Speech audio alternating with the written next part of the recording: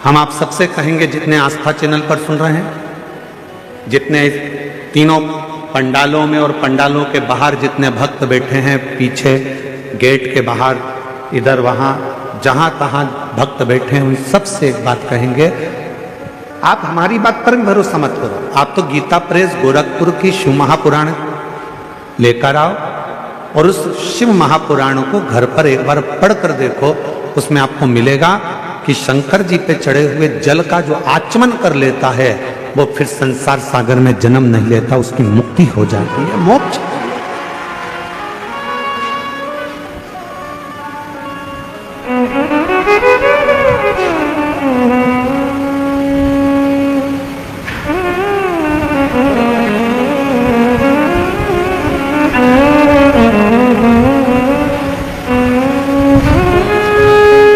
कल डॉक्टर साहब कह रहे थे, श्रीमान सुजय बीके पाटिल जी, कहा गुरु जी, जब पंडाल वाले को फोन किया गया और पंडाल वाले से कहा गया कि 5 लाख लोग एक साथ बैठ जाएं, ऐसा पंडाल बनाना है, तो पंडाल वाला बोला कि 5 लाख लोग पंडाल में आ जाएंगे। तो डॉक्टर साहब बोले, सुजय बीके पाटिल जी बोले, कहने लगे हाँ 5 लाख लोग आ जाएंगे। तो डॉक्टर साहब कल बता रहे थे कि जब यह 5 लाख भक्तों का पंडाल कल पहले दिन ही भरा गया तो पंडाल वाले को भी आश्चर्य हुआ कि इतने भक्त कैसे। हम डॉक्टर सुजय बीके पाटिल जी को और माननीय श्री नामदार राधा कृष्ण बीके पाटिल जी को धन्यवाद देते हैं। शिव महापुराण का तो ये आनंद है, साथ में डॉक्टर साहब आपका और बीके पाटिल जी आपका प्रेम भी आपके क्षेत्रवासियों के प्रति बहुत ज्यादा है, इसलिए भक्तों का सैलाब, ये भक्तों का आगमन, ये भक्तों का आना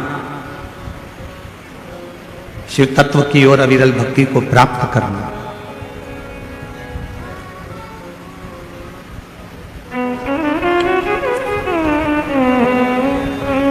तुमरुका जी ने तो चंचुला देवी को कहा था कि चंचुला, शिव महापुराण की जो कथा है, शिव महापुराण की जो कथा है, ये कथा भी शिव को चढ़ा हुआ जल है, भगवान शंकर को समर्पित किया हुआ जल है। बाहर का रिटर्न आ रहा पूरा चौंगों का।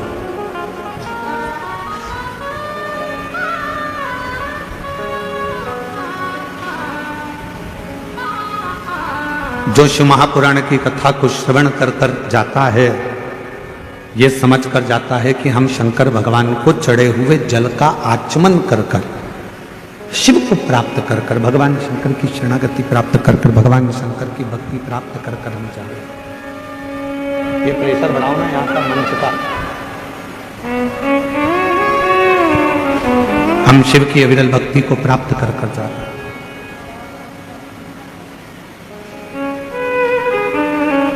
शिव कथा कह रही है, भगवान शंकर का पवित्र चरित्र कह रहा है कि शिव के चढ़े हुए जल का वर्णन स्वयं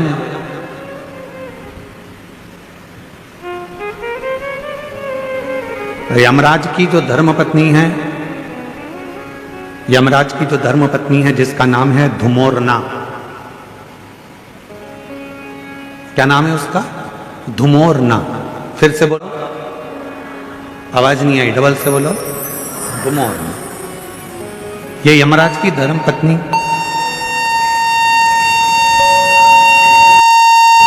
ये यमराज की धर्मपत्नी धुमोरना, धुमोरना। और यमराज की धर्मपत्नी धुमोरना ये जल के महत्व को एक बार स्वयं ने, धुमोरना ने पूछा था।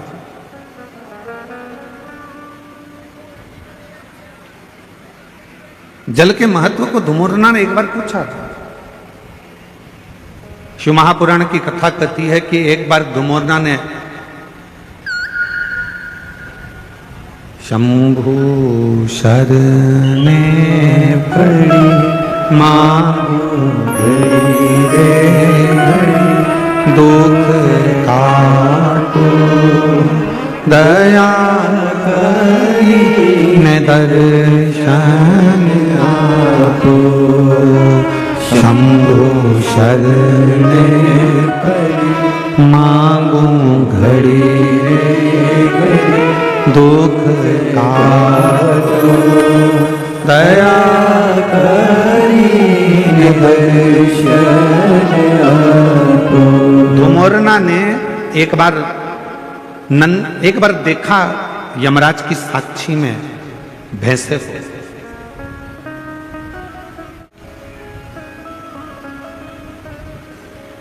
धुमोरना ने देखा कि यमराज का जो भैंसा है, यमराज जिस पर बैठते हैं भैंसा, क्या नाम है उस भैंसे का जिस पे यमराज बैठते हैं? जम के बोलो जरा। यमराज जिस भैंसे पर बैठते हैं,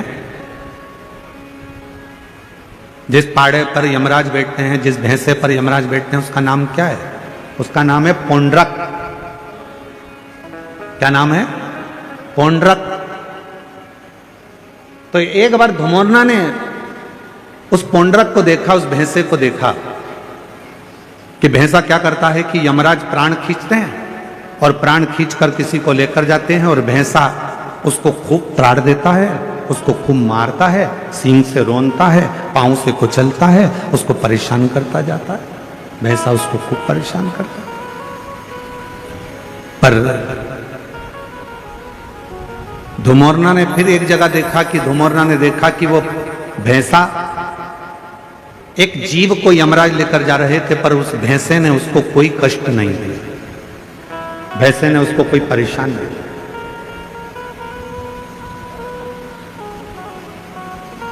अब किसी को तो भैंसा मारता था और किसी को नहीं मारता था, किसी कष्ट देता था, किसी को नहीं देता था। धुमोरना के मन में, यमराज की धर्मपत्नी के मन में यह बात अड़, और यमराज की धर्मपत्नी के मन में यह बात अड़ी, और यमराज की धर्मपत्नी ने विचार करा आखिर ये हो क्या रहा।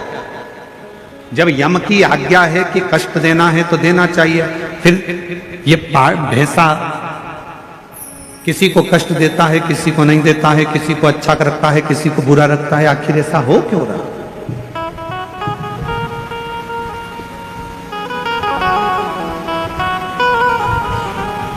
धुमोरना ने भैंसे को बुलाया और भैंसे को बुलाकर धुमोरना ने कहा, क्यों रे पौंड्रक, ये बता कि किसी किसी को यमराज जब खींचकर लेकर जाते हैं, प्राण जब छूटते हैं, तो किसी को तो तू बहुत कष्ट देता है, किसी को तो तू खूब मारता है, कष्ट देता है, परेशान करता है, उसको खूब खूब रोनता है, पांव से भी रोनता है, सींगों से भी रोनता है, किसी किसी को तो बहुत कष्ट देता है। धुमोरना बोली कि पौंड्रक, भैंसे, और किसी किसी को तू मारता ही नहीं है, कष्ट भी नहीं देता, आखिर ऐसा क्यों, किस लिए? तो भैंसे ने कहा धुमोरना से, माताजी, जब भगवान देवाधिदेव महादेव का रुद्र अवतार हुआ, जब मेरे शंकर भगवान का रुद्र अवतार हुआ और उनका रुद्र जो अवतार था, क्रोध का जो अवतार था, उस क्रोध के अवतार में जो जन्म हुआ है, मैं जो भैंसा बनकर पैदा हुआ हूं, वो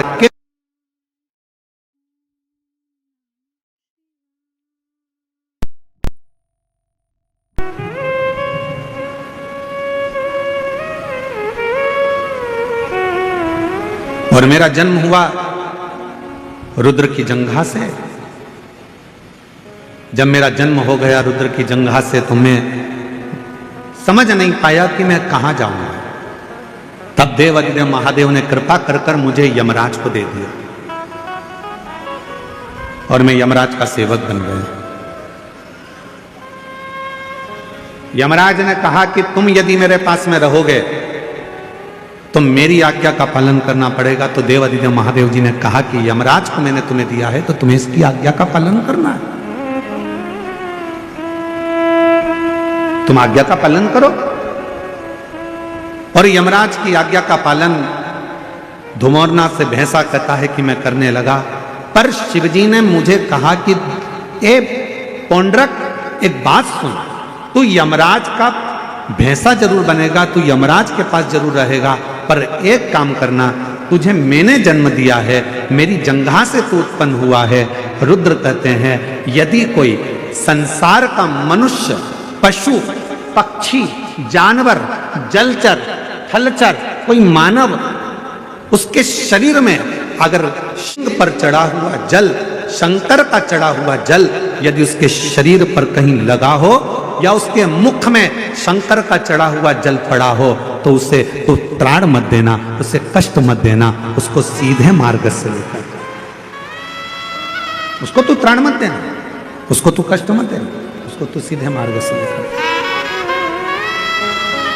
उसको तू परेशान मत करना।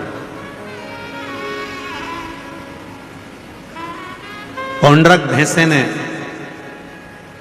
वचन दे दिया देवाधिदेव महादेव को कि मैं वचन देता हूं रुद्रदेव, ये मेरा वचन है, जिसके मुख में शिव का चढ़ा हुआ जल होगा, जिसके शरीर पर शंकर का चढ़ा हुआ जल छीटा गया होगा, उसको ना यमराज परेशान करेगा ना ये भैंसा परेशान करेगा, वो सीधे कैलाश धाम की ओर जाएगा।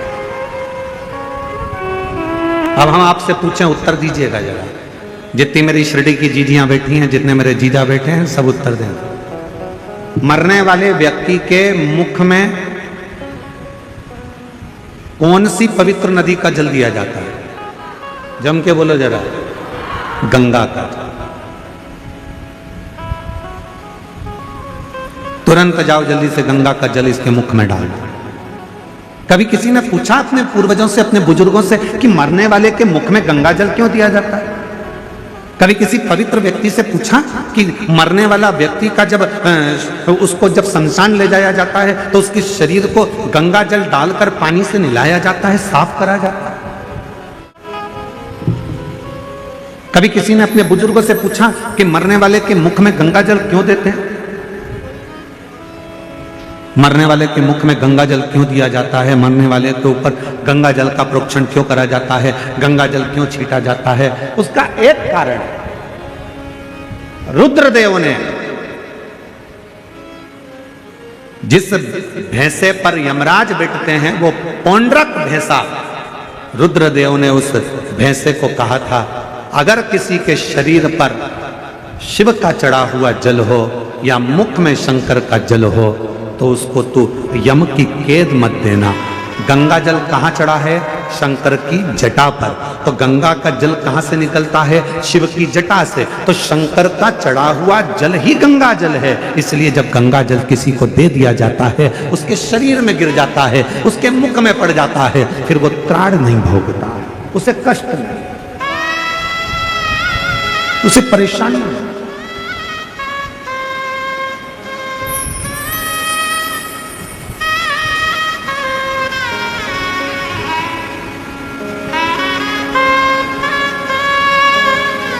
महाराज,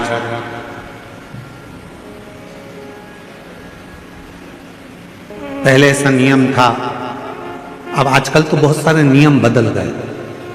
पहले कोई मानसरोवर जाता था तो मानसरोवर का जल लेकर आता था तो अपने आसपास में थोड़ा जल देता था। बोलो बोलो दीदी, सही है गलत है? कोई गोदावरी स्नान करने के लिए जा रहा है तो माँ गोदावरी का जल लेकर आ रहे हैं तो थोड़ा थोड़ा आसपास में बांटते थे। कोई हरिद्वार गया, गंगा जी का जल भरकर लाया तो गंगा जी का जल आसपास में बांटते थे। पहले ऐसा नियम था। अब बीच में लोगों ने ये नियम बंद कर गिफ्ट बांटना चालू कर दिया। हम केदारनाथ जी गए थे, तुम्हारे लिए गिफ्ट लेकर आए। हम हरिद्वार गए थे, तुम्हारे लिए गिफ्ट लेकर आए। हम शिरडी गए थे, तुम्हारे लिए गिफ्ट लेकर आए। फिर गिफ्ट का काम बंद हुआ तो लोगों ने फिर प्रसाद देना चालू करा।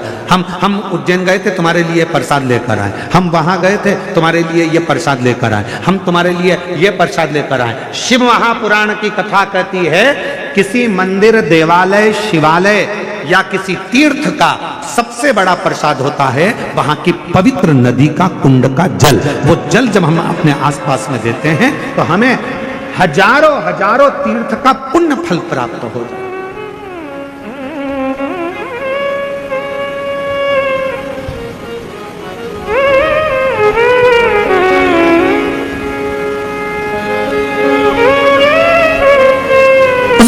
का जो जल है वो सबसे ज्यादा पवित्र। कहां गए थे भैया? हरिद्वार गए थे, क्या लेकर आए? प्रसाद नहीं लाए। फिर कहां गए थे भैया? बद्रीनाथ गए थे, क्या लेकर आए? तो कहा हम कुछ लेकर नहीं आए, हम तो केवल थोड़ा सा माँ अलखनंदा का जल लेकर आए। हम कहां गए थे? यमुनोत्री, हम यमुना जी का थोड़ा सा जल लेकर आए। हम कहां गए थे? नास्त्रम्बक, हम गोदावरी माँ का जल लेकर आए। हम कहां गए थे? तो ओमकारेश्वर, हम माँ नर्मदा का जल लेकर आए। हम कहां गए थे? उज्जैन महाकाल, क्या लाए? थोड़ा सा क्षिप्रा महारानी का जल लेकर आए। हम कहां गए थे? प्रयागराज, क्या लाए? त्रिवेणी का जल लेकर आए। उस जल की महत्वता, पर लोगों ने उस जल की महत्वता को कम कर दिया। कहां गए थे? मानसरोवर, क्या लेकर आए? शिव जी का मानसरोवर का जल लेकर आए। थोड़ा थोड़ा सा जल, भले एक बूंद दिया जाए, पर वो जल में दूसरा जल मिलाकर उस जल को जब वितरण किया जाता है तो शास्त्र कहता है जो मानसरोवर नहीं गया, जो उज्जैन नहीं गया, जो हरिद्वार नहीं गया, जो काशी नहीं गया, जो त्र्यंबक नहीं गया, अगर वहां का जल, पवित्र नदी का जल, कुंड का जल यदि हमारे घर में आ जाता है, हम भले उस स्थान पर नहीं गए, पर वो जल का जब हम प्रोक्षण करते हैं, आचमन करते हैं, तो हमें उसी तीर्थ का पूरा पुण्य फल उसी क्षण प्राप्त हो जाता है। अब आजकल का जमाना थोड़ा दिखावे का हो गया, तो लोग कहते कहाँ गए थे साहब? तो कहा हम यहाँ गए थे, हम वहां से गिफ्ट लेकर आए। हम शिरडी गए थे, वहां से तुम्हारे लिए गिफ्ट लाए। हम वहां त्र्यंबक गए थे, गिफ्ट लाए। उज्जैन गए थे, गिफ्ट लाए। गिफ्ट नहीं,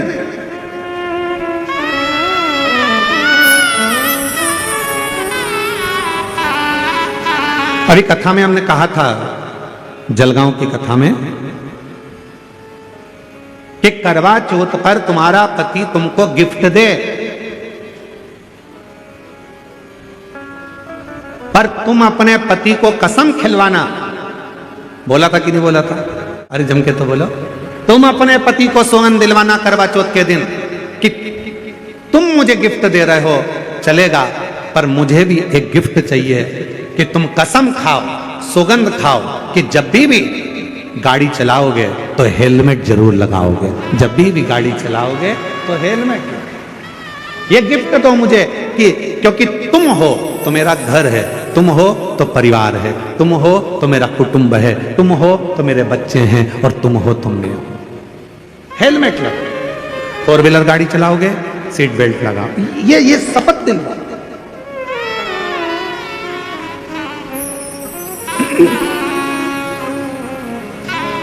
और मैंने तेरे ही भरोसे बाबा, तेरे ही भरोसे हवा बिच उड़ती जावांगी, बाबा डोर हथो छड़ीना में कटी जावांगी।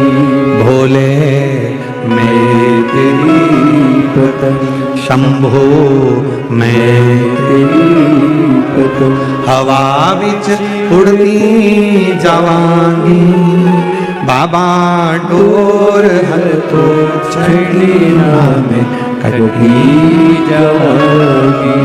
भोले मैं तेरी शंभो मैं तेरी। सबसे बड़ा गिफ्ट है, सबसे बड़ा दान है तीर्थ का जल जो तुम लेकर आए हो, वो तीर्थ के जल को सबको दे।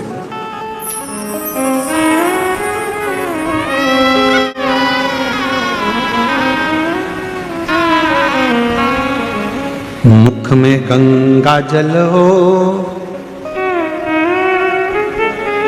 ब्रज का बंसी बट हो, मुख में गंगा जल हो, ब्रज का बंसी बट हो, मेरा काशी वाला निकट हो, जब प्राण तन से निकले। मेरा काशी वाला निकट हो, जब प्राण तन से निकले। काशी वाला क्यों निकट हो? क्योंकि माता पार्वती जी ने शिव जी से 2 वर मांगे थे काशी। पहला वर काशी में मांगा था माता पार्वती जी ने कि जिस पति पत्नी में झगड़ा हो उसमें प्रेम बहुत बढ़े। इसलिए आज भी पति पत्नी का आपस में झगड़ा होता है तो उनमें प्रेम बढ़ता है। पति झगड़ा कर कर जाता है, ऑफिस से आते से पूछता है क्यों तेरी मम्मी कहां गई? तुरंत उसका मतलब झगड़ा समाप्त। प्रेम में। और पार्वती जी ने दूसरा वर मांगा था शिव जी से कि काशी में जो मरेगा उसको गुरु मंत्र तुमको देना पड़ेगा, काशी में मरने वाले को मोक्ष मंत्र आपको देना पड़ेगा। इसलिए शास्त्र की रीति है, हमारे यहाँ काशी खंड स्कंद पुराण का वर्णन करता है कि काशी में मरने वाले के कान में भगवान शंकर तारक मंत्र प्रदान कर देते हैं, और वो तारक मंत्र सुनते से ही काशी में मरने वाला फिर जन्म नहीं लेता, वो शिव का गण बनकर शंकर में शिव के आनंद में रहता है, फिर वो जन्म मरण के प्रपंच से छूट जाता है, फिर वो जन्म मरण के प्रपंच से मुक्त हो गए, मुक्त।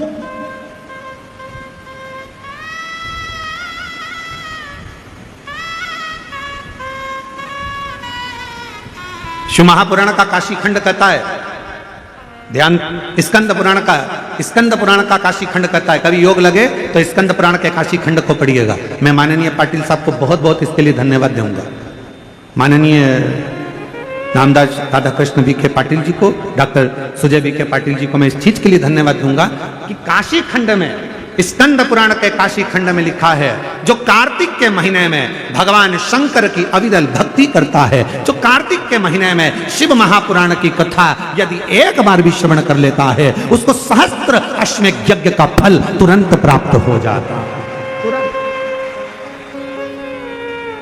मैं पाटिल परिवार को धन्यवाद इसलिए दूंगा कि उन्होंने कार्तिक महीने में ये शिव महापुराण की कथा शिरडी के इस क्षेत्र में कराकर संपूर्ण शिरडी वासियों को अश्वमेध यज्ञ, एक अश्वमेध यज्ञ नहीं, सहस्त्रों, हजारों, लाखों अश्वमेध यज्ञ का फल केवल कार्तिक महीने में ये 5 दिन की शिव महापुराण कराकर उन्होंने सबको प्रदान कर दिया। सब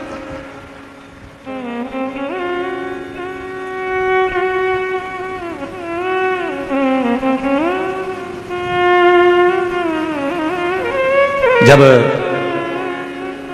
डॉक्टर सुजय विखे पाटिल जी कथा लेने के लिए सीहोर आए थे तो उस समय पर बता रहे थे, उनको 2-3 तारीख बताई गई, पर उन्होंने जो तारीख चुनी वो कार्तिक के महीने की चुनी। तो हमको भी आश्चर्य हुआ कि जरूर माता पिता के संस्कार इतने प्रबल है कि कार्तिक के महीने की अगर तारीख चुनी है तो उसमें फल, तो ये श्रेष्ठता हुआ।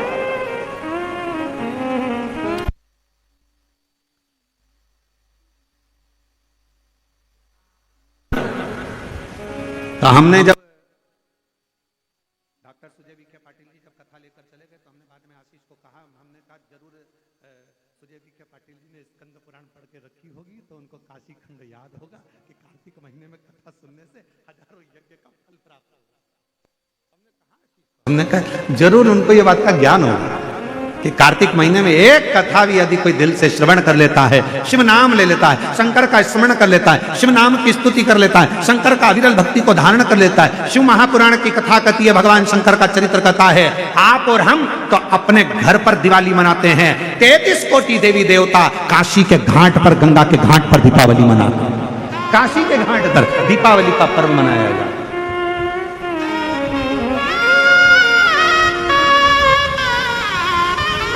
शिव धाम में, भगवान शंकर के धाम में, काशी में शंकर के अविरल धाम, हम तो आपसे भी कहेंगे आपके घर के आसपास में जो शंकर का मंदिर हो ना, दीपावली के दिन शंकर के मंदिर में जाकर दीपदान जरूर करना। दीपावली के पर्व पर मंदिर में जाकर उसके आसपास में दीप जरूर लगाना। क्यों? आपको वही फल प्राप्त होगा जो काशी में देवताओं ने दीप जलाकर प्राप्त किया, वही।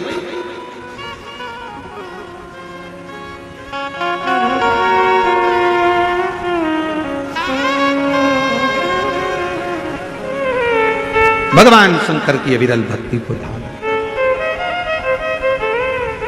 शिव तत्व को धारण कर। और इस वर्ष जब आप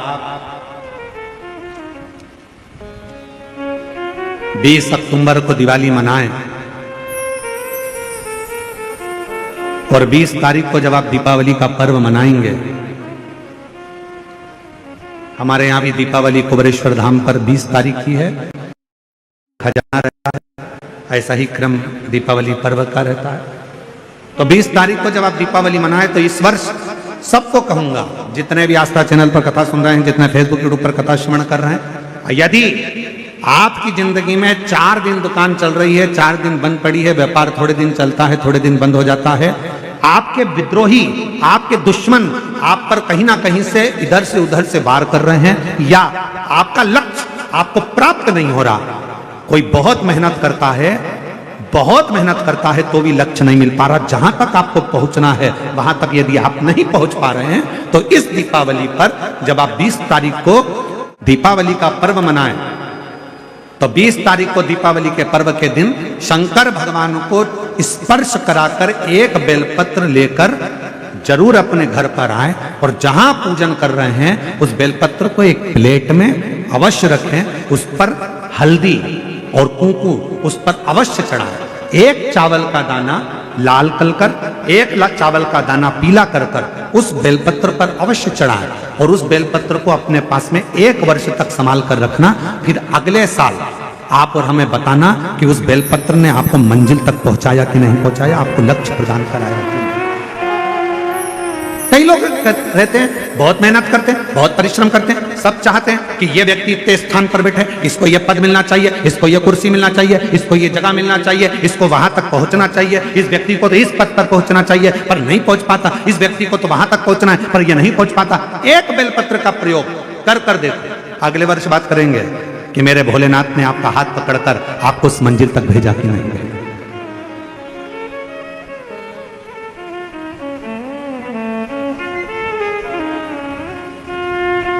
कई व्यापारी, कई किसान कह देते हैं, अरे गुरुजी हमारी फसल पिट गई, अब की बार हमारी जो पिक थी वो पूरी की पूरी पिट गई, हमारा पानी ने बेकार कर दिया, हमारा इसने बेकार कर दिया, हमारा उसने बेकार कर दिया। बेचारा किसान कर्जे में होता चले जाता है, तकलीफ में होता चले जाता है। हम उनसे भी कहेंगे एक प्रयोग कर देखिए, एक बेलपत्री का दीपावली की रात्रि को, और अब की बार दीपावली का पर्व 20 अक्टूबर को जो मनाया जा रहा है, 20 अक्टूबर दीपावली पर्व के दिन एक बार प्रयोग कर देखिए कि वो बेलपत्र शिव जी को लगाया हुआ। क्यों? क्योंकि भगवान शंकर ने माता लक्ष्मी को जब भगवान विष्णु को दिया था, क्योंकि माता लक्ष्मी की माँ ख्याति देवी तो लक्ष्मी जी का विवाह शिव जी से करना चाहती थी, पर शंकर जी ने मना कर दिया था कि मैं विवाह नहीं करूंगा, इनको तो नारायण को दे दो। तो लक्ष्मी जी को भगवान शंकर ने जब ब्याह आया तब माता लक्ष्मी ने वर दिया, भगवान शंकर से प्रार्थना करी, आप मुझे आज्ञा करो। शंकर भगवान ने कहा, जिस दिन तुम पृथ्वी पर भ्रमण करने के लिए आओ और जिस स्थान पर बेलपत्र विराजमान हो उस स्थान पर तुम सदा विराजमान हो जाओ। वहां से फिर अविरल बोल बम का नारा है। इतना धीमा बोलोगे तो शिरडी वालों कल्याण तुम्हारा। अच्छे से बोलो जरा, बोल बम का नारा है। हार हार महादेव शिव तत्व की तरह।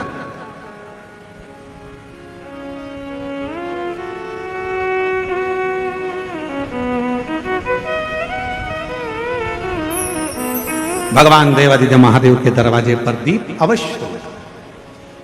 हमारे यहाँ कुबेरेश्वर धाम पर लोग दिवाली मनाने के लिए जब आते हैं, दीपावली पर्व के लिए जब आते हैं, खजाने के लिए जब आते हैं, तो भक्ति के साथ, अविरल भक्ति के साथ शिव तत्व को प्राप्त करने के। और शिव क्या ना दे, भगवान शंकर क्या ना दे।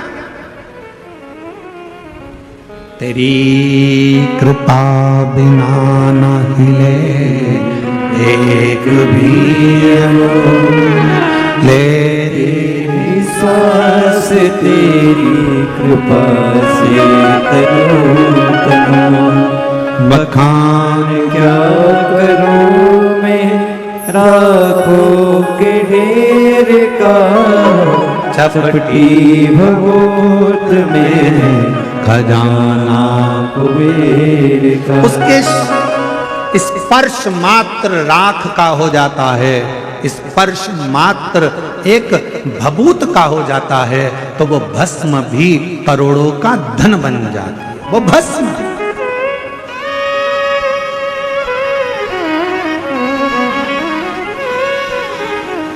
इसलिए शिव महापुराण की कथा कहती है, एक लोटा जल सारी समस्या का।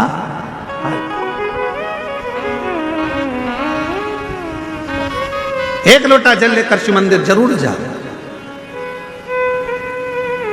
वो कहे शिव महापुराण मध्ये एक लोटा पाणी घेऊन खूपचा महत्व आहे.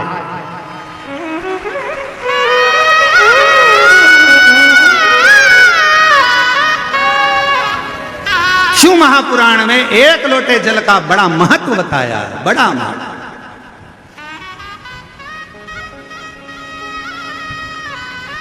शिवपिंडीचा एक लोटा पाणी घेऊन तो जो एक लोटा जल शंकर की पिंडी पर जल चढ़ा देता है उसका खूब खूब खूब खूब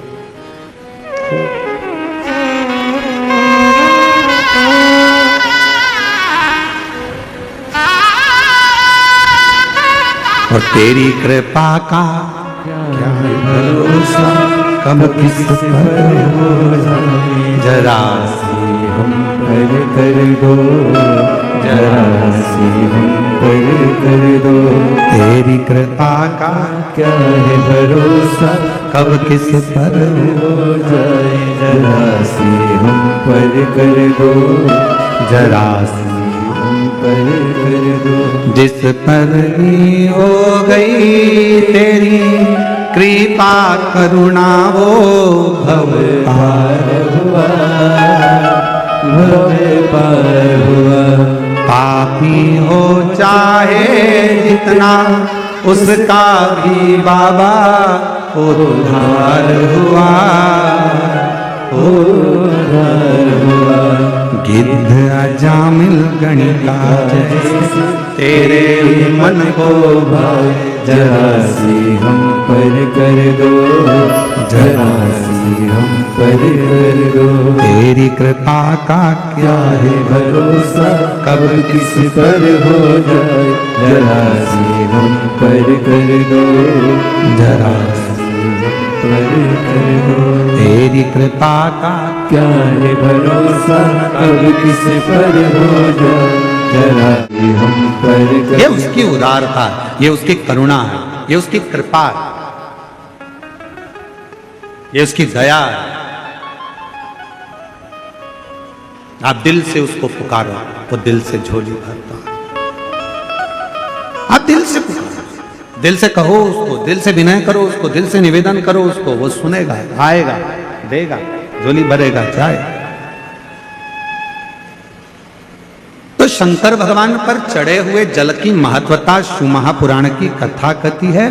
भगवान शंकर का पवित्र चरित्र कह रहा है कि मरने वाले व्यक्ति के मुख में गंगा जल क्यों दिया जाता है. आपके बच्चे पूछें, आपके रिश्तेदार पूछें तो उनको बताना कि शिव महापुराण में वर्णन आता है.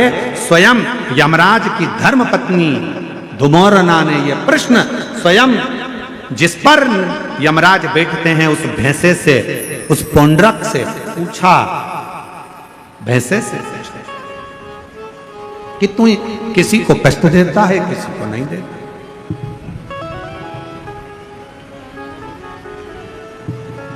किसी को तो तू अच्छे से लेकर जाता है और किसी को रुला रुला कर लेकर जाता है. बात क्या?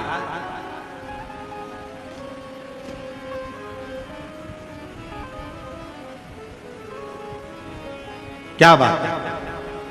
तो भैंसे ने कहा कि मैंने शिव जी ने, शंकर भगवान को मैंने वचन दिया, क्योंकि मेरे देवाधिदेव महादेव ने तो मुझे यमराज को दिया. आज अगर मैं यमराज के पास में हूं, यदि मैं यम के साथ में रह रहा हूं, तो इसमें शिव जी की कृपा है, मुझे शंकर भगवान ने करुणा कर दिया.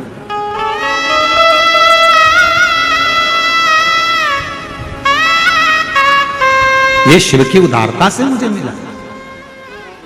इसलिए हमारे धर्म में आज भी नियम है, ये गंगा का जो जल है वो भगवान शंकर का चढ़ा हुआ जल है, शिव के ऊपर से चढ़कर नीचे आ.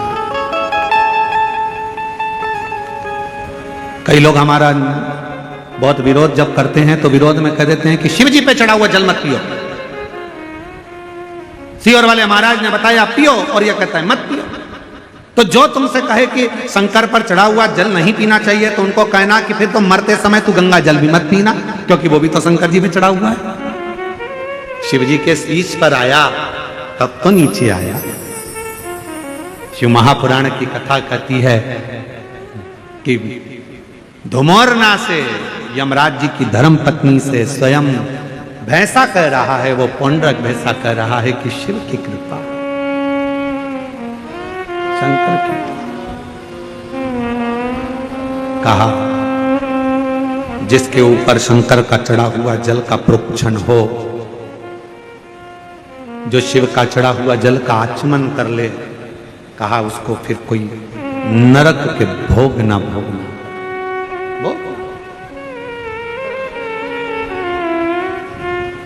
मुख में गंगा जल हो, ब्रज का बंसी बट हो, मुख में गंगा जल हो, ब्रज का बंसी बट हो, मेरा काशी वाला निकट हो, जब प्राण तन से निकले, मेरा काशी वाला निकट हो, जब प्राण तन से निकले।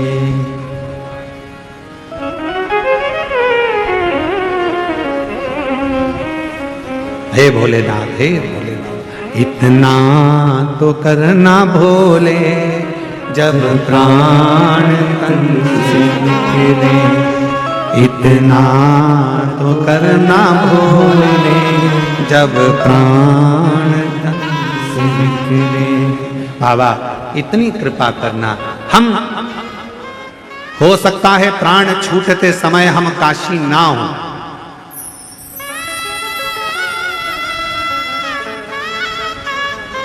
हो सकता है प्राण छूटते समय हम काशी ना हो, पर यदि हमने शंकर भगवान आपको एक लोटा जल चढ़ाया है तो इतनी कृपा जरूर करना, हम भले काशी में ना हो पर काशी वाला हमारे करीब में जरूर हो। ऐसे ऐसे काशी वाला।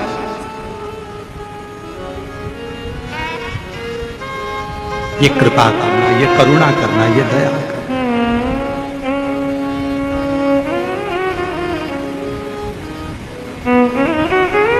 यमराज की जो धर्मपत्नी है ना,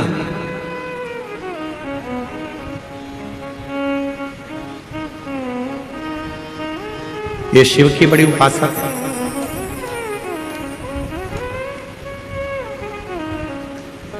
ध्रुमोर्ना दक्ष प्रजापति की बेटी है। शंकर भगवान की धर्म पत्नी भी, माता सती भी दक्ष प्रजापति की बेटी है। कामदेव की धर्म पत्नी रति भी दक्ष प्रजापति की बेटी है। याज की धर्म पत्नी वो भी धुमोरना भी दक्ष प्रजापति की बेटी है। महाराज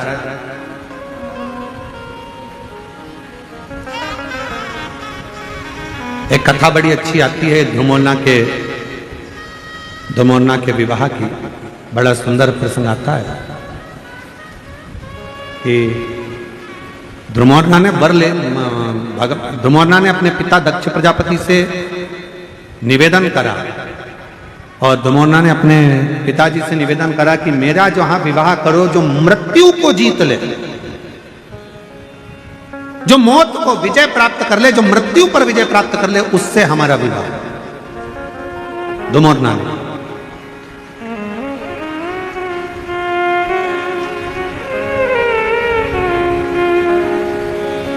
अपने पिताजी से कह रही है ध्रुमोरना, दक्ष प्रजापति से कह रही है ध्रुमोरना, कैसी कृपा करिए, हमारा विवाह वहां हो जो मृत्यु पर विजय प्राप्त कर ले। तो इतने में दक्ष प्रजापति ने विचार करा, ठीक है अगर आप ऐसा कहते हो तो आपके लिए हम वही वर ढूंढेंगे जो मृत्यु पर विजय प्राप्त कर ले। तो उनके लिए उसी समय पर दक्ष प्रजापति ने यमराज को लाकर खड़ा कर दिया। तो ध्रुमोरना ने देखा कि ये यमराज, इसका तो पूरा स्वरूप बड़ा कृष्ण है, काला है और भयंकर स्वरूप है। तो इतने में ध्रुमोरना ने कहा कि पिताजी इनसे विवाह, तो कहा ये यमराज है, इससे विवाह कर लिया। ध्रुमोरना ने अपने पिताजी का कहना माना हाँ भर ली। शादी के मंडप में धुमोरना पहुंच गए। जरा ध्यान से सुनना, शादी के मंडप में धुमोरना पहुंच गए और शादी के मंडप में जैसे धुमोरना पहुंची, यमराज बाजू में पास में आकर बैठा और यमराज से धुमोरना ने मुस्कुरा कर कहा कि आज मुझे बड़ी प्रसन्नता हो रही है कि मुझे जो पति मिला है वो मृत्यु पर विजय प्राप्त करने वाला है, मृत्यु पर विजय। इतने में तुरंत यमराज ने कहा, धुमोरना तुम्हें गलतफहमी हो रही है, मैं मृत्यु पर विजय प्राप्त नहीं करता हूं, मैं व्यक्ति को मृत्यु देता हूं। इतने में तो धुमोरना उठकर खड़ी हो गई और धुमोरना ने विचार करा कि मेरा विवाह उसके साथ हो रहा है जो मृत्यु प्रदान करता है, और मैंने तो अपने पिताजी से कहा था कि जो मृत्यु पर विजय प्राप्त करे मेरा विवाह उससे होना चाहिए। इतने में तुरंत यमराज ने कहा कि मृत्यु पर मैं विजय प्राप्त नहीं कर सकता, पर धुमोरना मृत्यु पर तो केवल एक है जो विजय प्राप्त कर सकते हैं, पर उनका विवाह माता सती के साथ, तुम्हारी बहन के साथ हो चुका है, और वो देव अधिदेव महादेव हैं जो मृत्यु पर विजय प्राप्त कर लेते।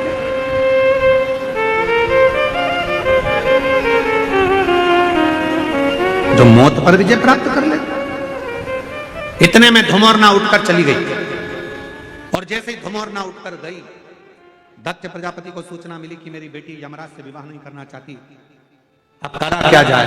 इतनी देर में दक्ष प्रजापति ने अपनी दूसरी बेटी विजया को मंडप में ले जाकर बिठा दिया। शादी के मंडप में जैसी विजया बैठी, वैसे ही उसी समय, उसी पल, उसी घड़ी सती ने धुमोरना से पूछा कि बहन क्या बात है, तेरी शादी हो रही है, दूल्हा भी अच्छा है, वर अच्छा है, सब कुछ ठीक है, फिर तू शादी क्यों नहीं करना चाहती। धुमोरना ने कहा, मैंने अपने पिता दक्ष प्रजापति से वर मांगा था कि मेरा विवाह हो तो उसके साथ हो जो मृत्यु पर विजय प्राप्त कर ले, पर मेरे पिताजी तो विवाह कर रहे हैं जो मृत्यु की दंड देता है, मृत्यु की सजा देता है, उस यमराज से विवाह कर रहे हैं जो मौत देता है। तो क्या हुआ, कोई बात नहीं।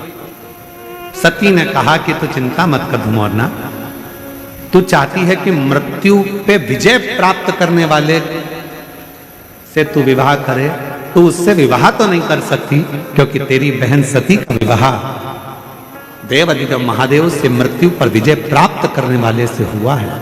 पर इतना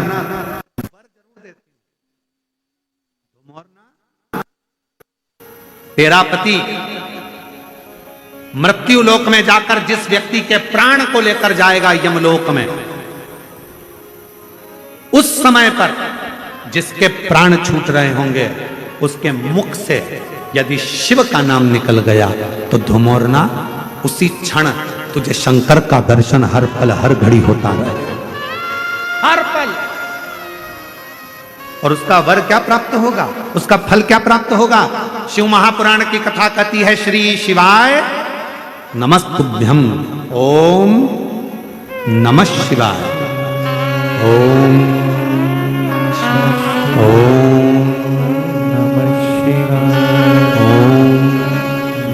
श्री शिवाय नमस्तु बोलने वाला, ओम नमः शिवाय बोलने वाला, हर हर महादेव बोलने वाला, बोल बम का नारा है, बाबा है सहारा है, ऐसे उच्चारण करने वाला, शिव तत्व को गुंजायमान करने वाला, शंकर के नाम को लेने वाला जब अपने प्राणों को छोड़ता है और उसके मुख से यदि भूलवश भी शिव का नाम निकल जाता है तो धुमोरना शिव जी का दर्शन करती है और यमराज से प्रार्थना करती है, आप इस जीव को जब लेकर आओ तो नरक लेकर मत जाना, इसको वैकुंठ छोड़कर आना, वहां देवता इंतजार कर,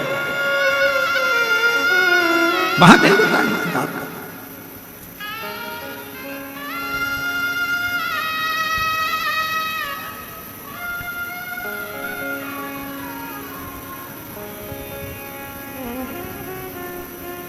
इसलिए आप लोगों से निवेदन है, ऐसी सुभाना आए ना ऐसी ऐसी सुभाना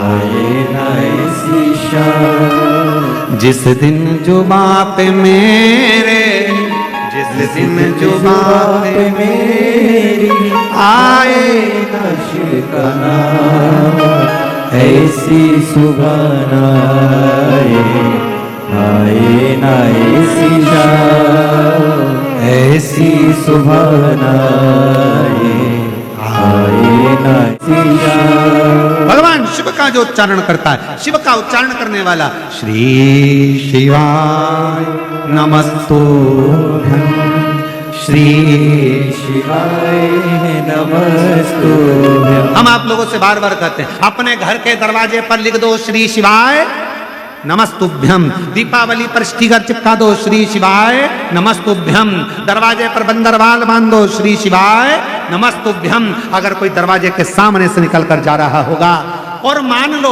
उसका समय भी आ गया होगा, प्राण छूटने का भी समय आ गया होगा, तो दरवाजे पर यदि उसने भूल से भी पढ़ लिया तो वो नरक नहीं जाएगा, उसका परम पद वैकुंठ तक हो जाएगा। इसलिए श्री शिवाय नमस्तुभ्यं का स्मरण करो। कोई अपने काम के लिए जा रहा है, काम नहीं हो रहा, तुम्हारे दरवाजे पर पढ़ लेगा श्री शिवाय नमस्तुभ्यं, उसका राह खुल जाएगा, उसका कार्य सफल हो जाएगा। वो मंत्र का उच्चारण मूल है। कितना फल है मंत्र का, देखो एक पत्र देखिए।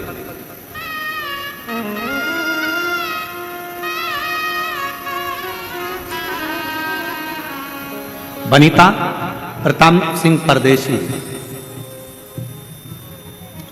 गांव घोटी, तालुका इंगतपुरी, जिला नासिक, महाराष्ट्र से।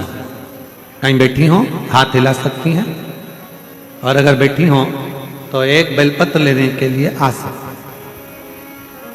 गुरुदेव, हम 2022 से कथा सुन रहे हैं। हमारा लड़का प्रवीण 2023 से एमपीएससी की पढ़ाई की तैयारी कर रहा है, पर प्रवीण हर रोज उठकर मंदिर भी जाए, पर उसका सिलेक्शन जब नहीं हुआ तो हार गया। तब हमने उसका सीवर वाला बाबा कहता है कि मेहनत 4 गुना करो, मंदिर में साफ सफाई करो, शिवजी पर एक बेलपत्र जरूर चढ़ाओ, एग्जाम देने जाओ तो बेलपत्री पर शहद लगाकर शिव का भजन कर कर जाइए। पशुपति व्रत करा, तब हमने देखा तो भी जब उसको फल नहीं मिला तो उसका हिम्मत थोड़ा सा हारा। हिम्मत हारा तो हमने कहा पीछा मत छोड़ना बेटा, बाबा देगा जरूर।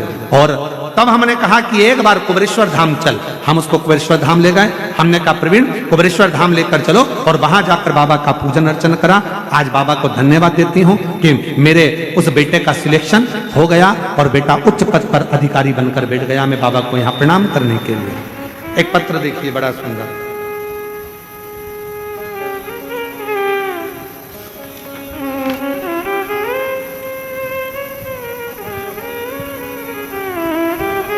मेरा नाम कल्पना सूर्यभान चित्ते, महाराष्ट्र के अहिल्या नगर से ही हूं, और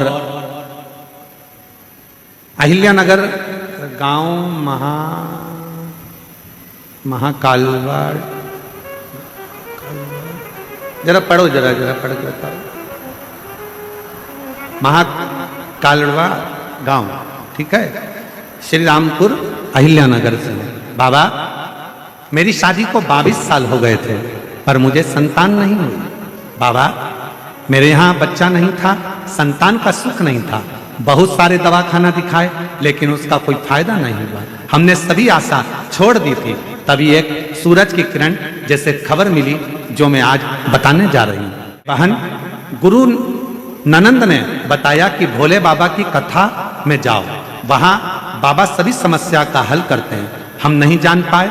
तब उसने कहा, सियोर वाला महाराज कथा करता है, उसके पंडाल में बैठकर यदि कथा सुने, उसकी मिट्टी को पेट पर लगाए तो गर्भ जरूर ठहरता है। हमने विश्वास नहीं करा। जब इतने डॉक्टर फेल हो गए तो ये मिट्टी क्या करेगी। हम जालगांव चले गए, वहां की मिट्टी को पेट पर लगाया, 40 गांव की कथा भी सुनी, और 40 गांव की कथा सुनकर हम आए। पशुपति व्रत करा, सफेद आंकड़े की जड़ का प्रयोग करा। आज बाबा की कृपा से 23 साल के बाद बाबा ने मेरी गोदी भर दी। मेरे यहाँ 23 साल के बाद औलाद हो गई। मैं बाबा को प्रणाम करने के लिए, कहीं बैठी हो तो हाथ हिला सकती हैं। मेरा नाम कल्पना सूर्यभान चित्ते, जिला अहिल्या नगर, तहसील श्री रामपुर, गांव का नाम डेस डेस डेस, महाराष्ट्र, ठीक है। कहीं बैठी हो तो आ सकती हैं। एक बेलपत्र। अगला पत्र देखो।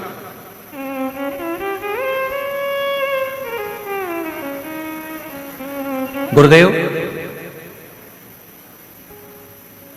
मैं महाराष्ट्र के संगमनेर से रहने वाली हूँ। बहुत दुखी रहती थी गुरुदेव। मेरे बड़े बेटे के यहाँ 12 साल हो गए थे और 12 साल हो गए और उसके यहाँ कोई संतान की प्राप्ति नहीं हो रही थी। दोनों उसके जीवन से बहुत दुखी थे गुरुदेव। मुझे भी असफलता महसूस हो रही थी। तब समझ में नहीं आया। तब एक बार किसी बहन जी के कहने पर हमारी बहू को हमने पशुपति व्रत करवाया। शिव जी के मंदिर में रोज भेजना प्रारंभ करा। हमने सुना कि शिव महापुराण के पंडाल में जाकर जो भेटता है, जो मांगता है, उसको वो प्राप्त होता है। बहू को भेजा, परभणी कथा श्रवण करवाई और बाबा की ऐसी कृपा हुई। 2 बार पशुपति व्रत करे, 2 बार सफेद आंकड़े की जड़ का प्रयोग करा और बाबा की कृपा से हमारी बहू को बच्चे हुए। एक श्री, एक शिवाय, दोनों 12 साल के बाद हुए। बाबा को मैं प्रणाम करने के लिए कहीं बैठी हूं तो अपने बच्चों को ला सकती हूं।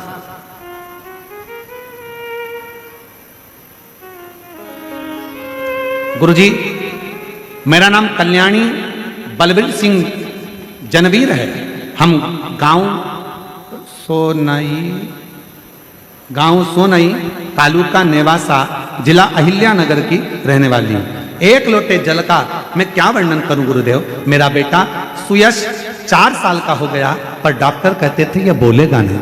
उसकी वाणी नहीं थी, बोल नहीं पाता था गुरुदेव। उसके मुख से शब्द नहीं निकलता था।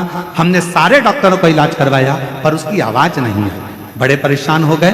तब हम 7 नवंबर 2024 को सीहोर गए और वहां जाकर हमने कंकर शंकर की पूजन करी और एक रुद्राक्ष लेकर आए। रुद्राक्ष को तांबे के लोटे में गलाकर शिवजी को जल चढ़ाना प्रारंभ किया। उस जल का आचमन मेरे बेटे को कराती। अब मेरा बेटा स्कूल भी जाता है और बोलना भी प्रारंभ कर दिया। मैं बाबा को यहाँ प्रणाम करने के लिए, कहीं बैठे हो तो आ सकते हैं। और तेरी कृपा का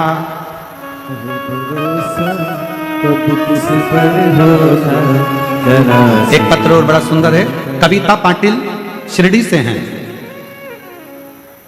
मेरी शादी को 17 साल हो गए थे गुरुदेव, पर साल से मुझे औलाद नहीं थी। मैंने कोई डॉक्टर ऐसा नहीं बचा जिसको मैंने इलाज ना करवाया। मैं शिरडी की रहने वाली हूँ बाबा, पर मेरे यहाँ औलाद का सुख नहीं था। तब किसी के कहने पर सफेद आंकड़े की जड़ का प्रयोग, पशुपति प्रयोग करना प्रारंभ करा और बाबा की ऐसी कृपा हुई कि अक्टूबर 2023 में बाबा की कृपा से मेरा गर्भ ठहरा और बाबा की कृपा से 2024 में मेरे यहाँ पर बच्चे ने जन्म लिया 17 साल के बाद। अगर कहीं बैठी हो तो आ सकती हैं अपने बच्चों के लिए। अब की बार सबसे ज्यादा पत्र बच्चों ही बच्चों के हैं।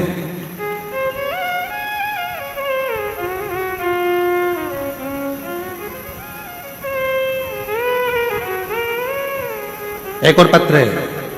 मनोज राय सोनी नासिक से हैं। 19 साल से औलाद नहीं थी। शादी के 19 साल हो गए थे, संतान का सुख नहीं था।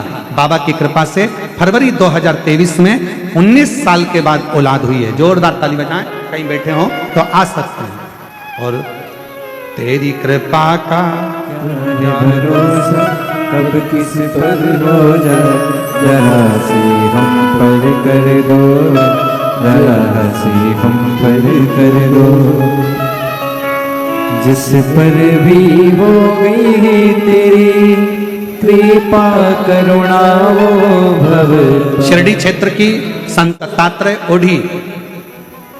गुरुदेव, मेरी 2 बेटियां हैं। पहली बेटी मेरी 22 साल की है और दूसरी बेटी मेरी 20 साल की है। गुरुदेव, फिर भी घर के लोग ताना देते थे कि मेरे घर लड़का नहीं है, खूब अपशब्द कहते थे गुरुदेव। पर इतने साल के बाद क्या 22 साल की बेटी हो गई, 20 साल की एक और बेटी हो गई, क्या बच्चा हो सकता है? जब सबने मना कर दिया तब आपकी कथा से उम्मीद जमी और कथा के पंडाल में बैठकर बाबा से विनय करा, निवेदन करा और बाबा की कृपा से 20 साल के बाद मुझे पुत्र रत्न की प्राप्ति हुई। मैं बाबा को प्रणाम करने के लिए, शिव शिव शंकर शंकर। अब आप लोग किस भाव से कथा सुन रहे हो?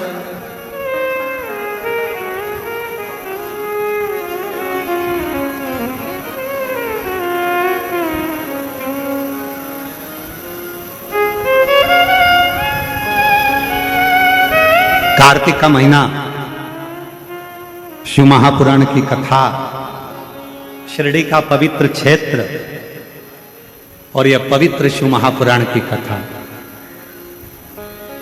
मैं फिर माननीय विखे पाटिल जी को माननीय डॉक्टर सुजय विखे पाटिल जी को फिर धन्यवाद देता हूं आपको बहुत बहुत। पाटिल जी, ना जाने कितनी जीजियों के और कितने जीजाओं के चेहरे पर आपने स्माइल ला कर दे दी, उनकी प्रसन्नता ला। ये शिव कृपा, ये शंकर कृपा, ये शंकर कृपा। धुमोरना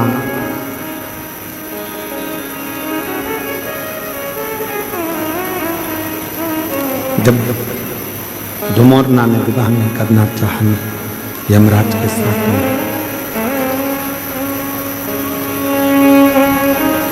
और धुमोरना मंडप को छोड़कर दूर जाकर खड़ी हो गई। माता सती ने धुमोरना को समझाया,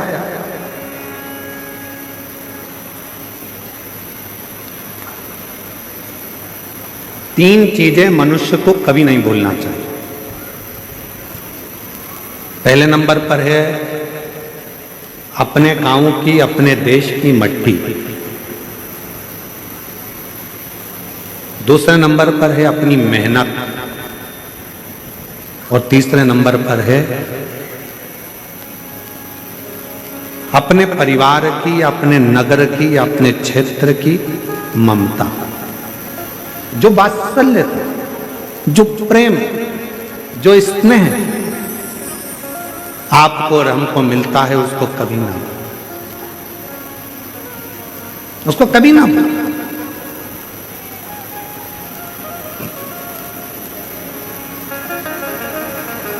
एक पत्र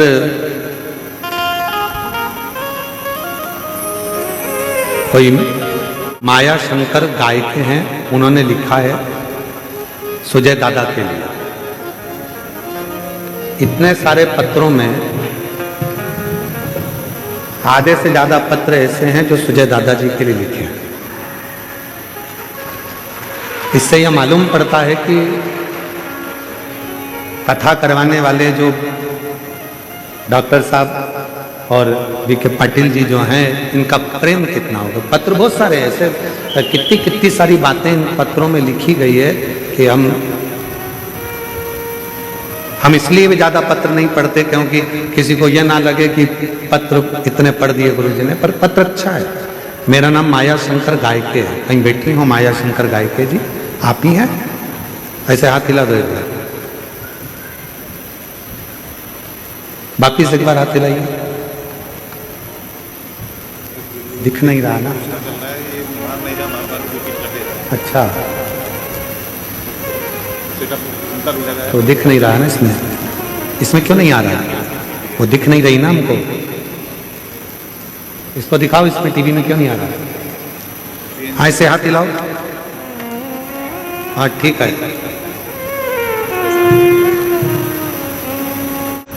मेरा नाम माया शंकर गायके है, मैं शिरडी की रहने वाली हूँ। आ जाइए, एक बेलपत्र लेकर जाओ। हमारे भैया डॉक्टर सुजय दादा को हम धन्यवाद करना चाहती हूँ। हमारे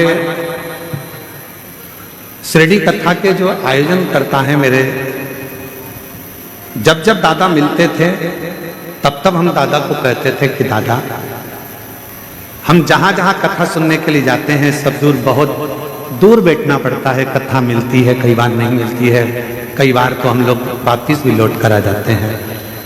तो दादा जब जब शिरडी आते थे तब तब हमारी महिलाएं दादा को रोक लेती थी और दादा से कहती थी कि दादा एक बार सीवर वाला महाराज को बुलाओ, कथा सुन।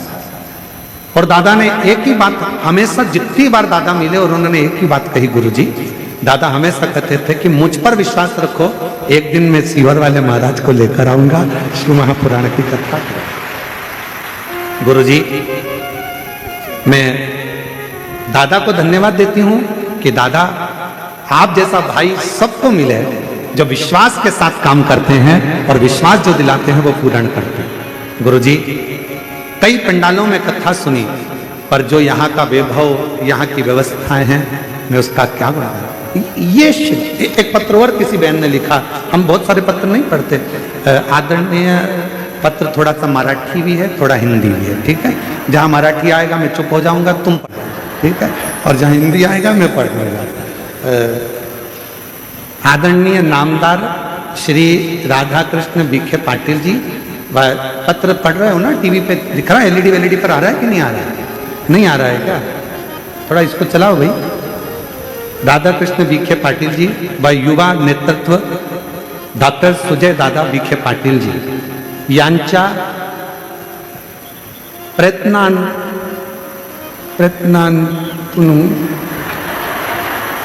ठीक है, शिव महापुराण कथा शिर्डी नगरी यांचे, ठीक है? कुछ गड़बड़ हो जाए तो तुम समझ लेना, ठीक है? यांचे आई, मतलब इनके माध्यम से ये कथा शिरडी में आई, ठीक है? मुझे पत्र लिखना नहीं आता हिंदी में, फिर भी मैं प्रयास कर रही हूँ, तो मैं भी प्रयास कर रहा हूँ पढ़ने का। तो मुझे भी मराठी नहीं आती, पर मैं भी प्रयास कर रहा हूँ, आप भी प्रयास करो। तो कहीं बैठी है क्या, ये क्या नाम है इनका,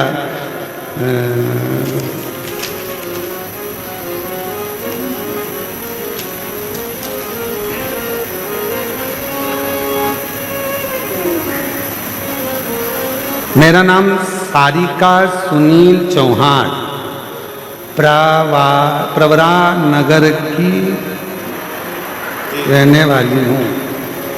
दिख गई है क्या कहीं हैं? हाँ, हाथ हिलाओ, कहाँ बैठी है? कौन सा भंडार?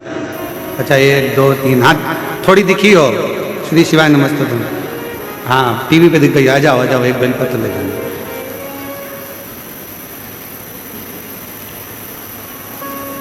डॉक्टर सुजय दादा विखे पाटिल जी, गुरुजी युवान बच्चों का नेतृत्व करते हैं, और हमको ऐसा लगता है कि दादा ने जो ये कथा करवाई है इतनी विशाल, आज शंकर भगवान उनको ऐसा वर देकर जाएंगे कि वो किसी उच्च पद पर बैठकर हमको फिर कथा सुनाएंगे। ये शंकर की उदारता किसको कहते हैं? ऐसे बहुत सारे पत्र हम ज्यादा पढ़ते नहीं हो, और बहुत सारे तो मराठी में लिखे, तो आधे से ज्यादा तो निकल जाए।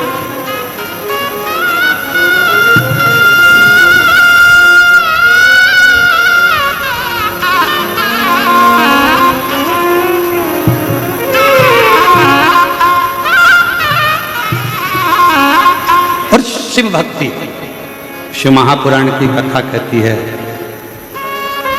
मट्टी, मेहनत और ममता, ये 3 जो व्यक्ति कभी नहीं भूलता, मेरा देव अधिदेव महादेव उसका हाथ कभी नहीं छोड़ता।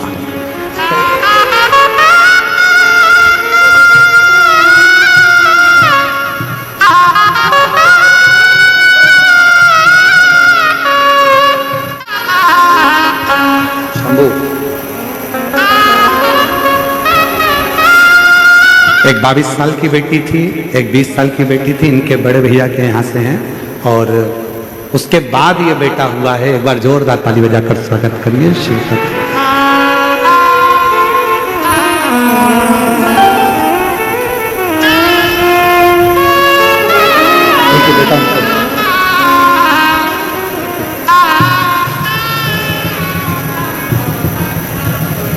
कौन सा पत्र था? शंकर गाय के शिरडी में रहते हैं आप। जोरदार पत्र लिखा है, एक बार जोरदार ताली बजाएं। बहुत बहुत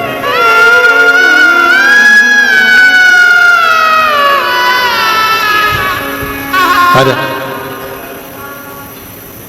अब तो रोक के नहीं कहोगी दादा को कि कथा, बाबा ने कथा करा दी। एक बार जोरदार ताली बजाकर साधुवाद। शिव तत्व इसी को कहते हैं। दीदी ने पत्र में लिखा, हम सारी महिलाएं, हम सारी जीजियां दादा को रोक लेती, सुजय भैया को, और उनसे हमेशा कहती, और बाबा की कृपा से एक कथा कर। एक बार दोनों हाथ उठाकर बड़े प्रेम से हार हार महादेव, ये शिव की उदार तो सुधर्मा।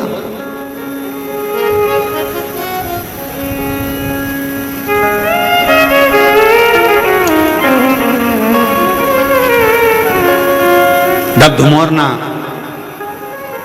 विवाह मंडप छोड़कर गईं तो माता सती ने उनको समझाया और मां सती ने कहा कि धुमोरना, मैं तुम्हें वचन देती हूं कि शिव का दर्शन तुमको होगा। तब शादी के मंडप में दक्ष प्रजापति की दूसरी बेटी विजया बैठ चुकी थी। फिर धुमोरना ने भी और विजया ने दोनों ने यमराज से विवाह। शिव महापुराण की कथा कहती है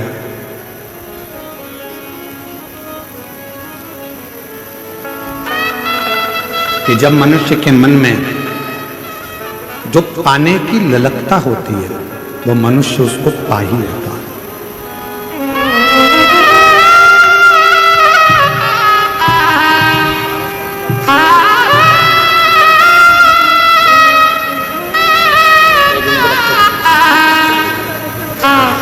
बधाई।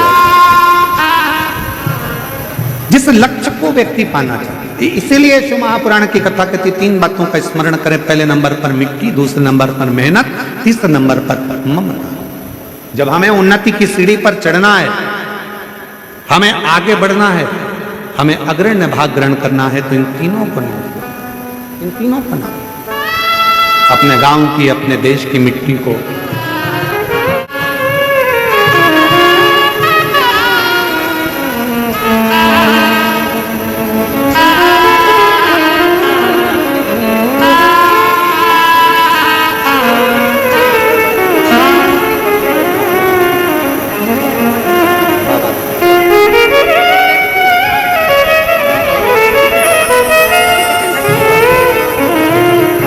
कथा कर रही है, भगवान शंकर का संवाद कर रहा है शिव महापुराण।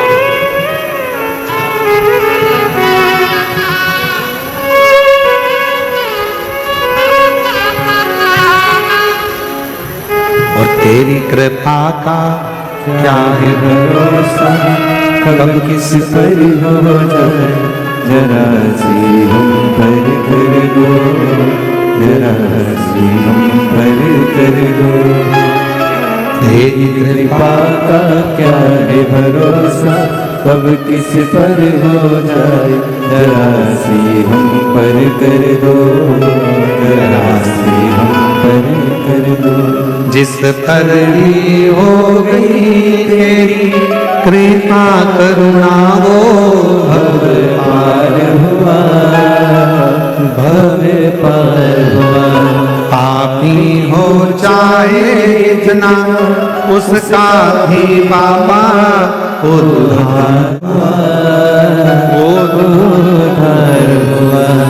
गीत गणिका जैसे तेरे मन को भाई, जरा सी हम पर कर दो, जरा सी हम पर कर दो। तो शिव महापुराण की कथा कर रही है कि जिसने अपनी मिट्टी को नहीं भूला, जो अपनी मेहनत को नहीं भूला, और जो अपनी ममता को, जिन्होंने स्नेह दिया, प्यार दिया, प्रेम दिया, उसको जो नहीं भूलता वो उन्नति की सीढ़ी पर चढ़ता है। आज सबसे बड़ी दिक्कत कहाँ खड़ी होती है? व्यक्ति को जब पद मिल जाता है, प्रतिष्ठा मिल जाती है, जब व्यक्ति को बहुत कुछ मिल जाता है, तो वो फिर अपनी मिट्टी को, अपने गांव को, अपने क्षेत्र को भूल जाता है, अपनी मेहनत को भूल जाता है, अपने ममतत्व को, अपने प्रेम को भूल जाता है, अपने स्नेह को भूल जाता है। हम हमेशा अपनी व्यासपीठ से एक बात कहते आए हैं, दीपावली का पर्व आया है, कोई भी त्योहार आए, कोई भी पर्व आए, बड़े बड़े मॉल से खरीदी करने की जगह अपने गांव में जो छोटे छोटे व्यापारी हैं उनसे सामान खरीदो, जिससे उनकी भी जिंदगी और उनकी भी दीपावली अच्छे से। अपने गांव की मिट्टी, अपने गांव की और अपने गांव की ममता, स्नेह, प्रेम,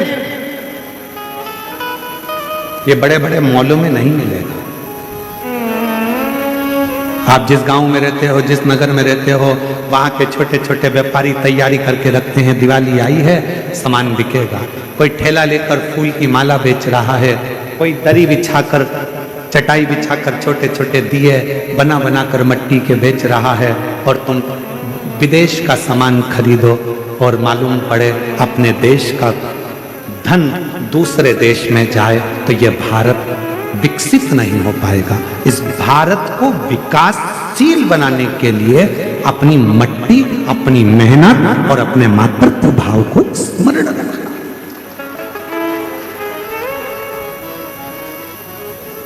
हम मना नहीं करेंगे कि बड़े मॉल मत जाओ, पर निवेदन है दीपावली का पर्व, छोटी सी दुकान पर जाते हो तो 25 बार पूछते हो, भैया ये कपड़ा बहुत महंगा है, भैया ये सामान बहुत महंगा है, छोटी सी दुकान पर।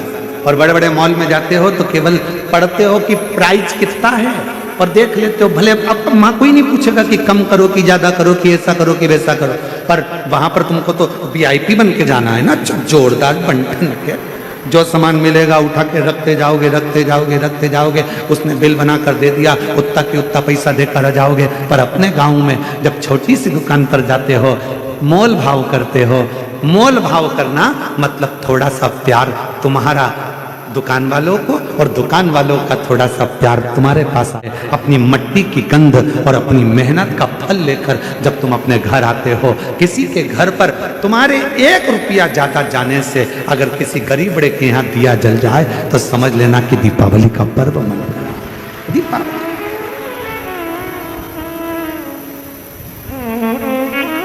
इस दीपावली पर एक नियम बनाओ, बनाओगे कि हम के चले जाएंगे और तुम भूल जाओगे? अरे बोलो तो जम के रहे शिरडी वालों, बनाओगे? कौन कौन बनाएगा, जरा हाथ उठाओ जरा। सब बना रहे हो नियम? हाँ बनाओ, हम भी बनाए। इस दीपावली पर एक नियम बनाओ, जितने आस्था चैनल पर सुन रहे हो, जितने फेसबुक पर सुन रहे हो, जितने सोशल मीडिया और मीडिया के माध्यम से सुन रहे हो, जितनी मीडिया है, जितने अखबार है, जितने न्यूज चैनल है, जिनके माध्यम से आप कथा श्रवण कर रहे हो, इस दीपावली पर नियम बनाओ कि अपने गांव की मिट्टी, अपने गांव की मेहनत और अपने गांव का प्रेम होना चाहिए। खरीदी अपने गांव के ही छोटे दुकानदारों से होना चाहिए, बड़े मॉलों से। अपने गांव का पैसा अपने गांव में रहे, अपने शहर का पैसा अपने शहर में रहे, अपने नगर का पैसा अपने नगर में रहे, तो अपना गांव और विकसित होगा, अपना शहर और विकासशील होगा। और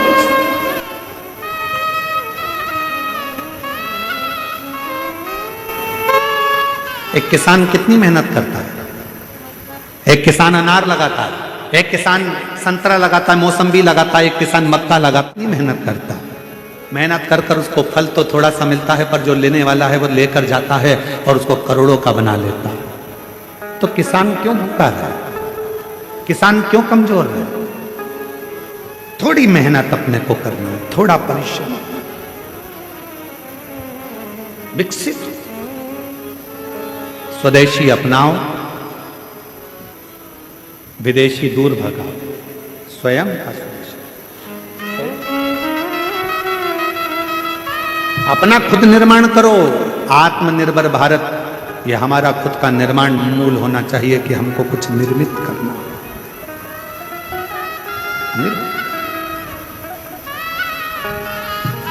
और देख लिया संसार, हमने देख लिया सब मतलब के यार, हमने देख लिया झूठे नाते झूठे रिश्ते, झूठे नाते झूठे रिश्ते, झूठा है संसार, हमने देख लिया सब मतलब के यार, हमने देख लिया। शिव महापुराण की कथा कहती है कि अपने जीवन को सार्थक बनाना। हम कई बार कह जाते हैं, लोगों को हमारी बात का बुरा लग जाता है, फिर बाद में लोग अपशब्द कहते हैं, ताना कसते हैं, गालियां देते हैं, पर किसी की गाली से हमको कोई फर्क नहीं पड़ता। पर सत्यता कहते हैं, घर में लक्ष्मी पूजन कब सार्थक है? घर में दीपावली की लक्ष्मी पूजन कब सार्थक है? तो शिव महापुराण की कथा कहती है तुम्हारे घर की लक्ष्मी जब प्रसन्न होगी, जब तुम्हारे घर की बहू और बेटी की रक्षा होगी और उसको सम्मान मिले। मालूम पड़े घर की बहू को सम्मान ना मिले और लक्ष्मी को घर में बुला रहे हो तो बहू का आदर नहीं कर पा रहे तो लक्ष्मी का आदर कैसे होगा। मालूम पड़े घर में बेटी का आदर नहीं कर पा रहे तो फिर लक्ष्मी का आदर कैसे होगा। नियम बनाओ, अपने भीतर एक विश्वास प्रकट करो कि लक्ष्मी पूजन पे मैं अपनी बहू को, अपनी बेटी को, घर की नारी को, घर की स्त्री को सम्मान दूंगा। जब घर की नारी का सम्मान होगा तो लक्ष्मी माता तो खूब कृपा करेगी, टूटमान होगी, खूब करुणा।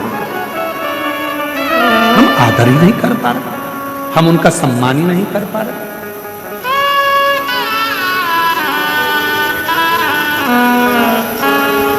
आदर करिए, सत्कार करिए, सम्मान करिए।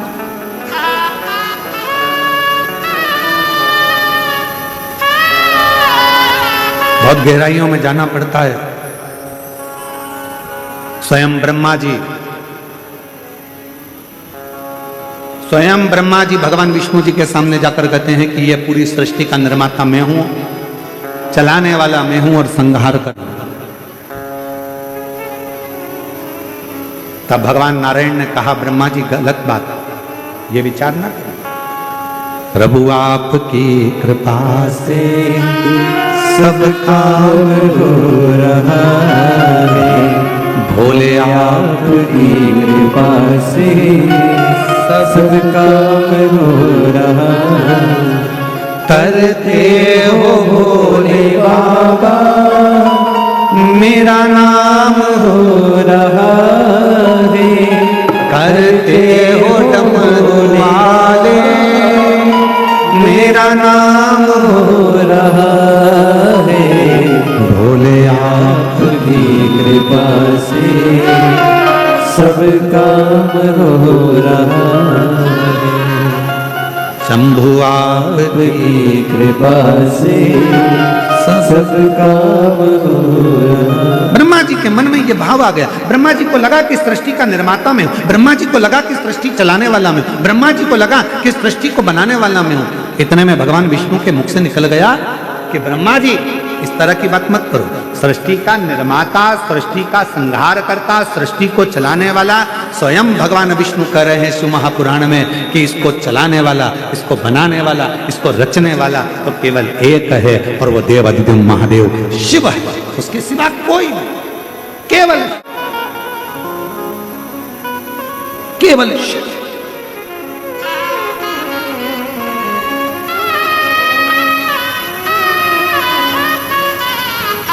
रचा है सृष्टि को जिस प्रभु ने वही सृष्टि चला रहे हैं। रचा है सृष्टि को जिस प्रभु ने वही सृष्टि चला रहे हैं। जो पेड़ हमने लगाया पहले, जो पेड़ हमने लगाया पहले, उसी का फल हम अब पा रहे हैं। सारी सृष्टि को जिस प्रभु ने वही सृष्टि चला रहे हैं। रचा सृष्टि को जिस प्रभु ने वही सृष्टि चला रहे हैं। ब्रह्मा जी आप गलत कह रहे, गलत। हे ब्रह्मदेव, सब कुछ करने वाला मेरा देव अधिदेव महादेव, सब कुछ। ब्रह्मा जी ने कहा मैं नहीं मानता। एक बड़ा सा पर्वत था जिसको भगवान ब्रह्मदेव और भगवान विष्णु दोनों ने घुमाना प्रारंभ करा। दोनों। और ब्रह्मा और विष्णु ने जब घुमाना प्रारंभ करा, वो पर्वत जब घूमा तो उसमें अग्नि का घर्षण हुआ और एक शिवलिंग प्रकट हुआ। शिवलिंग जब शिवलिंग प्रकट हुआ तो पूछा ब्रह्मा जी ने भगवान विष्णु से कि ये कौन है? तो भगवान नारायण ने कहा यही शिव है, यही शंकर है।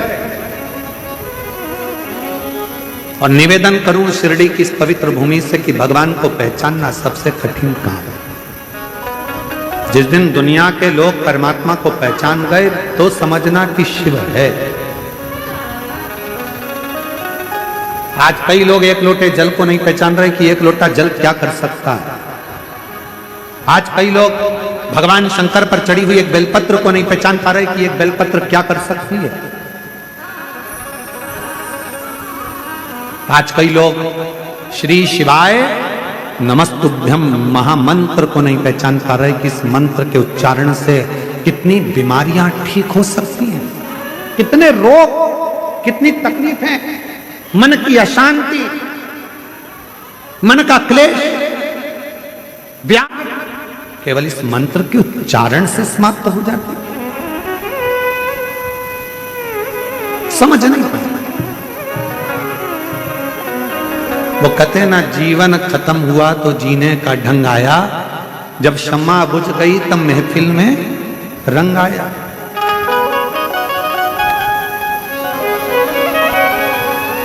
लोग समझ नहीं पाते। जब फिर बाद में समझ में आता है कि शंकर पर चढ़ा हुआ जल कितना कार्य करता है। इन पत्रों के माध्यम से जितने पत्र यहाँ आए हैं ना, एक एक पत्र का यदि आप अध्ययन करें तो एक एक पत्र में ऐसी ऐसी बातें लिखी गई हैं कि जिनको पढ़कर आप अपनी जिंदगी को सार्थक, क्या ऐसा हो सकता है? क्या ऐसा? अब आप विचार करो कि 23 साल तक जिस माता को बच्चे ना हो, 23 साल तक जिसको औलाद ना हो, तो डॉक्टर ने कह दिया कि इसको बच्चे नहीं होंगे, सारी आस छोड़ दी, और उसको 23 साल के बाद क्या बच्चा हो सकता है? जरा विचार करिए। किसी को 55 साल पे हुआ, एक जगह पर महिला की उम्र 55 वर्ष हो गई थी और तो भगवान ने बच्चा दिया। क्या हो सकता है? कब? जब विश्वास प्रबल। किसी ने पूछा क्यों गुरुजी, विश्वास का क्या मतलब होता है? हमने कहा जहां मतलब होता है वहां विश्वास ही नहीं होता है। लोग पूछते हैं कि विश्वास का क्या मतलब होता है, हम कहते हैं जहां मतलब है वहां विश्वास ही नहीं। मतलब की जगह पर विश्वास नहीं होता, और जब विश्वास होता है तो कोई मतलब नहीं होता, फिर तो केवल देवाधिदेव महादेव होता है, शिव होता है, और अपने भीतर की एक आकांक्षा, एक इच्छा जो शिव पूर्ण कर दे। ब्रह्मा जी ने कहा मैं नहीं मानता कि ये शिव है, मैं ऊपर जाता हूं, आप नीचे जाओ। भगवान नारायण पताल में गए शंकर जी का चरण ढूंढने के लिए। नहीं, भगवान ब्रह्मदेव ऊपर गए, गौ माता को लेकर आ गए, केतकी के पुष्प को लेकर आ गए, और ब्रह्मा जी ने आकर भगवान नारायण के सामने कह दिया कि मुझे भगवान शंकर का सिर मिल गया। झूठ बोल दिया। शिव का मस्तक, शिव का चरण, शिव के चरणों की धूल, शिव चरणारविंद की रज मिलना बहुत कठिन। किसी ने कहा बहुत कम होते हैं जिन्हें शिव चरणों में प्रेम होता है। बहुत कम होते हैं जिन्हें शिव चरणों में प्रेम होता है। जिनको प्रेम होता है शिव के चरणों में, उसका फिर बार बार जन्म नहीं होता है, फिर वो जन्म नहीं। सारे जन्म मरण के प्रपंच से छूट जाता है। जन्म और मृत्यु के प्रपंच से वो छूट गया, मुक्त हो गया।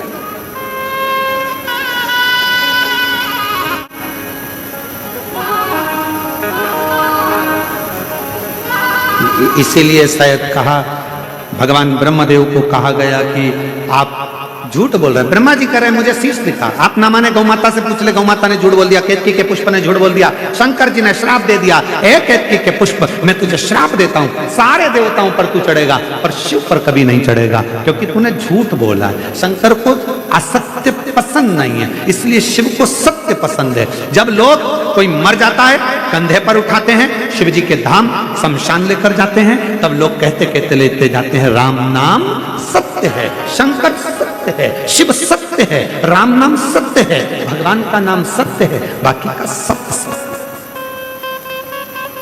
शिव के धाम। गौ माता तूने भी झूठ बोला है, तेरा पूरा शरीर पूजा जाएगा पर तेरा मुख अपूज्य माना जाएगा। दुनिया में सारे दान आगे से होंगे पर गौदान पीछे से होगा, क्यों? पूंछ पकड़ कर, क्योंकि तू झूठ बोल। ब्रह्मा जी ने झूठ बोला तो ब्रह्मा जी का शीश भगवान देवादिदेव महादेव ने अपने पांव के अंगुष्ठ का नख तोड़ा, काल भैरव को प्रकट करा, जाओ काल भैरव ब्रह्मा जी का झूठ बोलने वाला शीश काट दो। झूठ बोलने वाला शीश कटा, कटा हुआ शीश लुढ़कते लुढ़कते गया, ब्रह्मा जी के झूठ बोलने वाले शीश से रक्त निकलता गया, जिससे कर्मनाशा नदी प्रकट हो गई जो कर्मों का नाश कर। शीश को देखा तो निवेदन करा भगवान विष्णु ने भगवान देवादिदेव महादेव से, ये शीश आप कृतार्थ कर दो। शिव जी ने उसको बड़ का पेड़ बना दिया, बट वृक्ष बन गया। देवादिदेव महादेव उस बट वृक्ष के नीचे आजमान हो गए। शिव जी का नाम बटकेश्वर महादेव हो गया। बोलो बटकेश्वर महादेव की। भगवान ब्रह्मा विष्णु और महेश पधार रहे हैं, जोरदार ताली बजाकर भगवान ब्रह्मा विष्णु महेश का स्वागत करिए। शिव जी की अनोखी अनुपम लीलाओं का स्मरण कर रहे हैं। भगवान ब्रह्मा विष्णु और महेश की झांकी का सुंदर दर्शन आप हम कर रहे हैं। जोरदार ताली बजाकर स्वागत करें। हर हर महादेव। आज कथा का द्वितीय दिवस यहाँ विराम की ओर जा रहा है। कल कथा का तृतीय दिवस रहेगा। 3 दिन की कथा हो रही है। बड़े भाव से शिरडी के इस पवित्र आनंदमय गांव लोनी में ये कथा चल रही है। भाव से श्रवण करें, अपने जीवन को धन्य बनाएं। ये कथा 16 तारीख को विराम हो जाएगी। फिर अगली कथा 25 से 29 अक्टूबर तक जो धनोरा दुर्ग में कथा होने वाली थी, वो कथा धनोरा दुर्ग में ना होते हुए ऑनलाइन होगी और बाबा की कृपा से वो कथा का लाभ बाबा के आनंदमय प्रांगण से ही श्रवण करेंगे। और वो कथा धनोरा दुर्ग में नहीं होकर 1 बजे से 4 बजे तक 25 से 29 अक्टूबर तक दीपावली के बाद में ये पवित्र कथा ऑनलाइन 1 बजे से 4 बजे तक होगी। और दीपावली 20 अक्टूबर को बड़े भाव से आप और हम सब मनाएंगे। 21 तारीख को बाबा का खजाना उत्सव रहता है, जो कि लीला के अनुसार है। सुंदर आनंद के साथ कथा का रस तत्व ग्रहण कर अपने जीवन को धन्य बनाएं। 3 दिन की कथा और रही है, बड़े भाव से श्रवण करें, अपने जीवन को कृतार्थ बनाएं और बाबा की कृपा दृष्टि बनाएं। हर हर